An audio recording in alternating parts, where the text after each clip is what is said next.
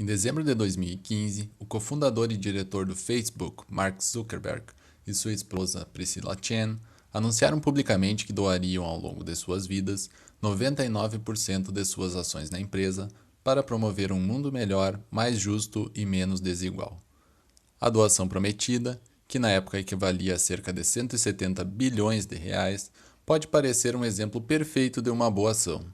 Mas isso não impediu que muitas reportagens fossem publicadas na época, especulando sobre os reais motivos por trás da decisão do casal. A teoria ética que estudaremos neste vídeo permite entender o que pode levar alguém a suspeitar do valor moral de ações aparentemente tão louváveis como uma doação bilionária, a oferta de ajuda a um necessitado ou a honestidade nos negócios. Trata-se da teoria ética desenvolvida pelo filósofo alemão do século XVIII, Immanuel Kant. Em seus trabalhos sobre ética, Kant fez a seguinte pergunta: o que faz com que uma ação tenha valor moral? Ou que características estão presentes nas ações que consideramos boas, mas estão ausentes nas ações que não consideramos boas? Para responder a essa pergunta, Kant examinou os vários tipos de motivação por trás de nossas ações. Suponha que nos deparemos com uma pessoa pedindo esmola na rua e que decidimos dar-lhe algum dinheiro.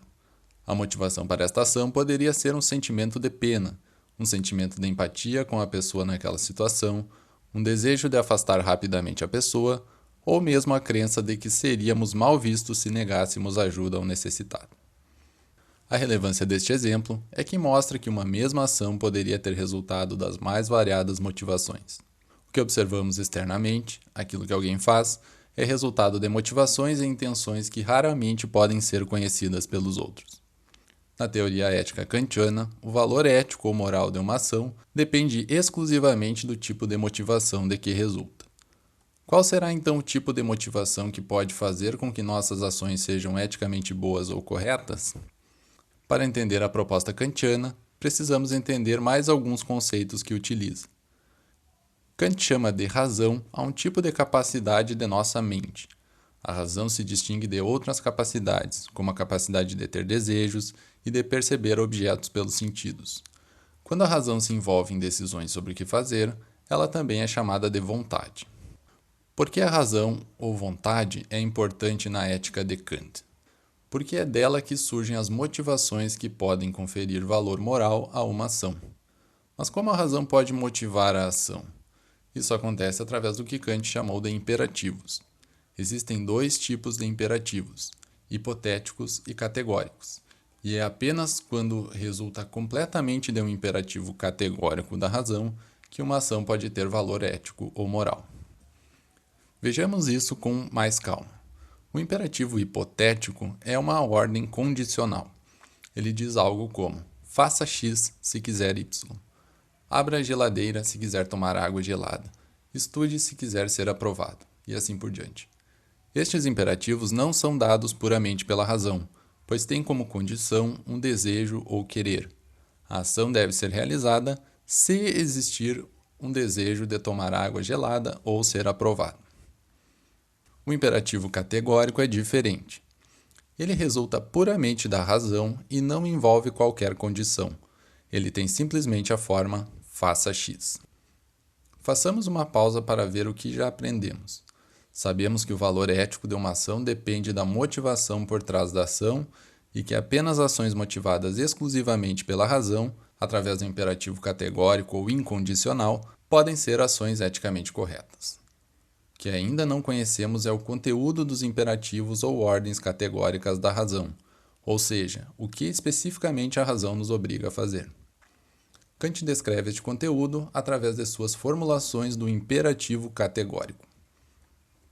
Uma primeira formulação do imperativo categórico, chamada de fórmula da lei universal, diz o seguinte: age apenas segundo uma máxima tal que possas ao mesmo tempo querer que ela se torne lei universal. Uma formulação relacionada, a fórmula da lei universal da natureza, diz o seguinte: age como se a máxima da tua ação se devesse tornar pela tua vontade em lei universal da natureza. Estas duas formulações têm semelhanças. De modo simplificado, elas nos orientam a agir segundo máximas ou princípios que possamos querer que sejam seguidos universalmente, isto é, por todos os agentes em todas as circunstâncias parecidas. Assim, as duas fórmulas da lei universal permitem testar se os princípios que guiam uma ação são princípios eticamente aceitáveis. Kant dá o seguinte exemplo. Uma pessoa está com grandes dificuldades financeiras e considera pedir dinheiro emprestado. Mas ela sabe, tamanha a sua dificuldade, que não poderá devolver o dinheiro e que tampouco lhe emprestarão o dinheiro se não prometer devolvê-lo. Esta pessoa poderia perguntar-se se a seguinte máxima ou princípio de ação seria aceitável. Numa situação difícil, é permitido que eu peça dinheiro emprestado e prometa devolver, mesmo sabendo que não poderei cumprir a promessa. Para saber se esta máxima é eticamente aceitável, devemos perguntar se poderíamos querer que todas as pessoas a seguissem universalmente. Kant então argumenta que não seria possível universalizar esta máxima, pois se todos que se consideram em apuro se autorizassem a fazer promessas insinceras, então ninguém acreditaria nas promessas alheias e as promessas deixariam de fazer sentido. A promessa insincera, em outras palavras, não passa no teste de universalização e por isso não é eticamente aceitável.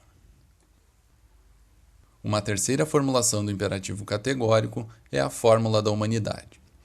Kant diz o seguinte: age de tal maneira que uses a humanidade, tanto na tua pessoa como na pessoa de qualquer outro, sempre simultaneamente como fim e nunca simplesmente como meio. De modo simplificado, esta fórmula nos diz para respeitar o caráter racional e a dignidade das pessoas. Segundo esta fórmula, não devemos, por exemplo, usar ou manipular as demais pessoas para nossos próprios propósitos sem o seu consentimento. Duas outras fórmulas são a fórmula da autonomia e a fórmula do reino dos fins. De modo bastante simplificado, estas fórmulas nos convidam a adotar em nossas ações princípios que poderíamos propor se fôssemos nós próprios legisladores de leis universais, que pudessem ser aceitas por uma comunidade de agentes plenamente racionais. Para finalizar, vamos retomar o exemplo do início e os pontos mais importantes abordados. Como podemos saber se uma doação bilionária ou uma simples esmola são ações que têm genuíno valor moral? Ou ainda, o que poderia haver de errado em qualquer uma destas ações?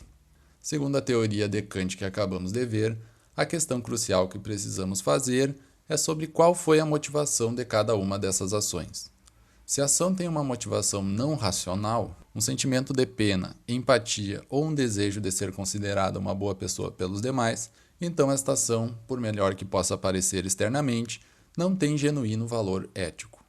Como podemos ver, a teoria kantiana é bastante exigente, mas há um sentido em que todos nós também somos.